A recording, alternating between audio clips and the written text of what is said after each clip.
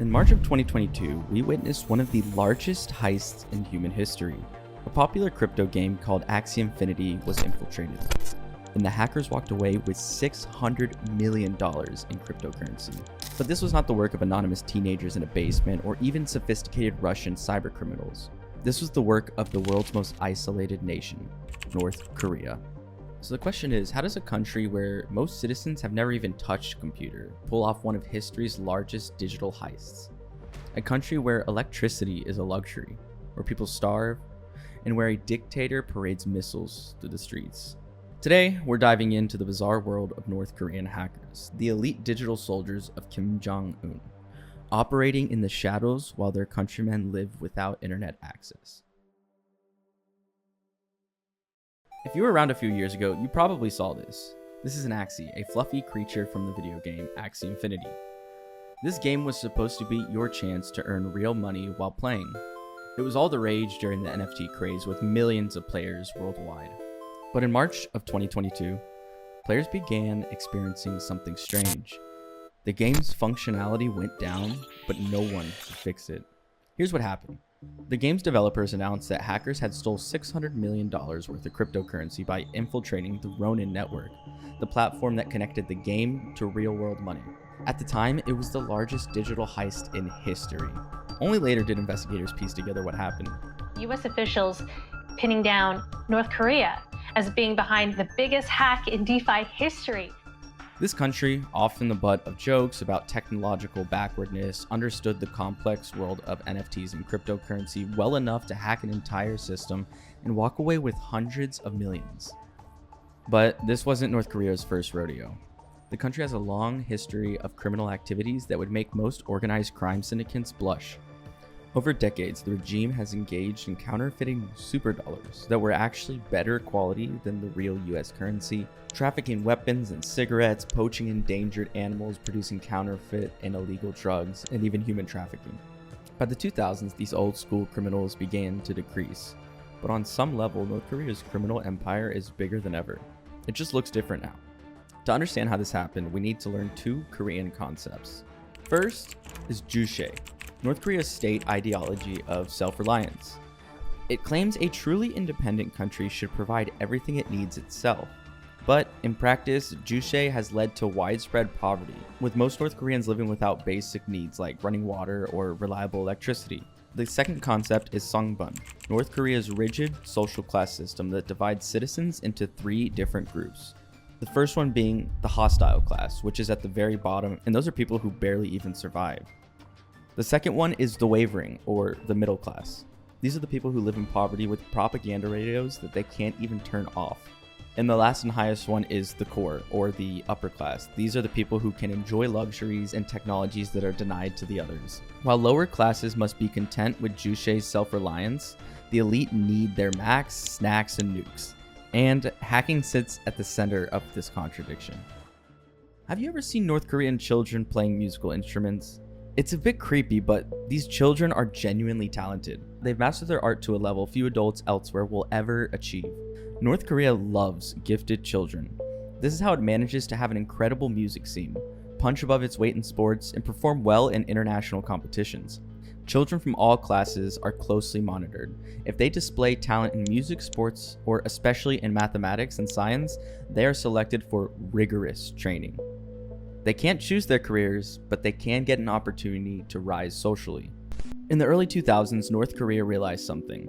IT jobs were becoming some of the most prestigious and profitable in the world. Spend a few years learning programming and you could earn more than an entire team of manual laborers. Building an IT industry inside the country was impossible, and this was due to sanctions and also limited internet access. But what if they could send workers abroad? So the solution would be to find math geniuses, forge passports, fly them to countries with poorly supervised borders, and create an army of expat IT workers. We already know of several operations like this, including the infamous Hacker Hotel in Shenzhen, China. It operated as a real hotel with good amenities for actual guests. But most of these guests were North Koreans working there using local internet access. One American who stayed there reported seeing North Korean propaganda on TVs showing footage of the Korean War, but from the North Korean perspective, as if they won. Early North Korean hacking operations in the mid-2000s focused on prestige and espionage, mainly targeting South Korea with DDoS attacks that proved annoying but did little lasting damage. But by the 2010s, these operations went fully international. In 2014, they hacked Sony Pictures in revenge for the movie The Interview, which, as we know, was a film mocking Kim Jong-un, demonstrating excellent understanding of both technical and social aspects of hacking. Their skills helped them excel at espionage, targeting defense companies worldwide, even in friendly countries like Russia. Last year, they attempted to steal missile data from a Russian manufacturer to advance their own weapons development. But these same techniques work against commercial entities as well. In the late 2010s, North Korea fully commercialized their operations, hacking banks, distributing ransomware, and performing massive operations only a state-sponsored hacker could pull off. So let's flash forward back to crypto. When cryptocurrency became popular, North Korea found the perfect target: an entire monetary system designed to circumvent government controls. Who could have guessed that the criminals would love it? For several years now, around half of all the cryptocurrency thefts worldwide have been attributed to North Korean hacking groups. The Axie Infinity hack was the largest, but countless smaller ones happen almost monthly. North Korea, of course, officially denies these hacks, calling them a smear campaign by enemies, including the US. But in every single case, there's substantial evidence linking attacks to North Korean groups operating abroad under false identities and shell companies. United Nations and other watch groups have traced converted cryptocurrency funds to purchases of materials for North Korea's missile program, directly connecting cybercrime to weapons development. And the closer you examine North Korea's hacker army, the murkier it gets. We know about their tools, operating hours, and some locations, but their exact organization remains mysterious. Most operate under the Reconnaissance General Bureau, particularly its 3rd Bureau, and an entity called Lab 110. Within these structures are various hacking teams known by names like Lazarus Group. What we know for sure is that the North Korean government collects talented individuals, trains them extensively, and deploys them as elite hackers who operate outside the country under false identities. Their latest innovation is the Job by Proxy scheme. North Korean agents contact Americans or Europeans and get them to apply for IT jobs. The foreigners don't actually work, North Koreans do, but the employer has no idea. Best case for North Korea, the hacker earns a substantial amount of money, and even better, they gain exclusive access to systems of large companies, stealing valuable secrets. These operations not only require technical skill, but a mastery of social engineering, convincing phishing messages, scam calls, and fake websites. The vast majority of hacks begin this way. They're extremely sophisticated and stay ahead of changing crypto technologies, continuously experimenting with new ways to steal money or launder funds through mining, NFTs, and privacy coins like Monero. But there's one major challenge. These hackers must learn about the outside world to be effective, and after experiencing Western life, they might become difficult to control. This is where the class systems help again. Hackers often come from elite class or are motivated by the prospect of joining it if their operations succeed. The whole system forms a nasty feedback loop. Cybercrime props up the social hierarchy, which makes the hacking enterprise possible. And if social coercion fails, there's total surveillance, threat of execution, and the prospect of demoting the hacker's entire family to the hostile class. But perhaps the greatest deterrent is apathy. North Korea stamps out curiosity from birth. University students allowed brief access to the internet showed no interest in learning about the world beyond their assigned tasks. They see it as a window into a world they'll never visit.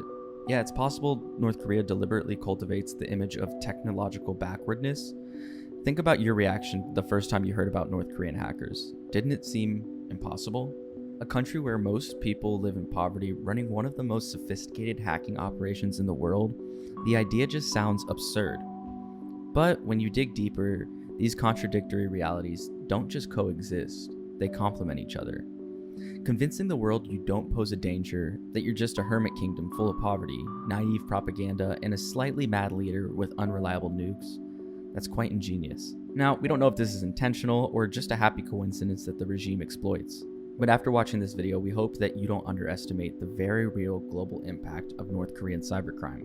And just before ending the video, this was recorded before the Lazarus hack of Bybit. So the group that we mentioned earlier in the video, the Lazarus group, actually hacked the crypto exchange Bybit for $1.5 billion, making it the biggest heist in history. But yeah, just wanted to add that really quick before we wrap up this video. Thank you guys so much for watching, and if you enjoyed, please like, comment, and subscribe. It means a lot to us. See you next time.